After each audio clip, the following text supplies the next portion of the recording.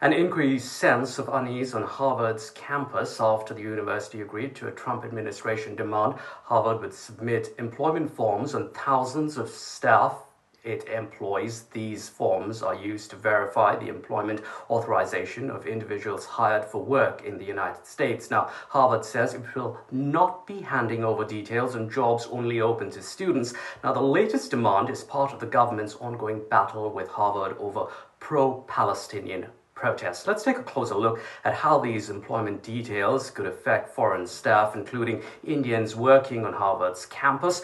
We are joined by immigration attorney Prathibha Agarwal. For more, Prathibha, thank you for your time here on Washington Watch. Prathibha, the Trump administration wants to see these employment forms, or I-9 forms, handed over by Harvard. What details are usually in there, and what in there could really land someone in trouble? Sure, thank you. Thank you for having me.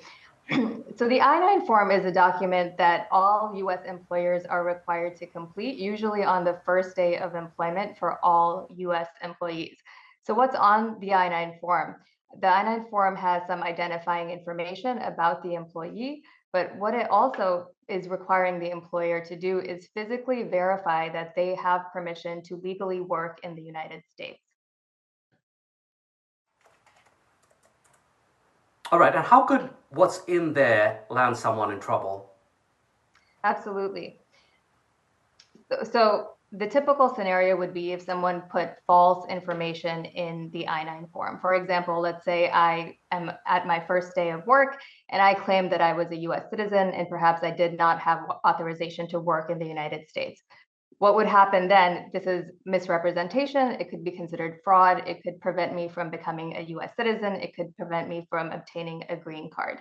Another way that someone could land in trouble with regard to an I-9 form, and I think this is probably more likely the scenario with Harvard, is, for example, let's say the employer, such as Harvard, verified the employment documents on day one of employment. Let's say it's a student who had work authorization for 1 year to 3 years. That authorization could have expired. It could be an oversight on the employee's side. It could be an oversight maybe on the HR side of Harvard.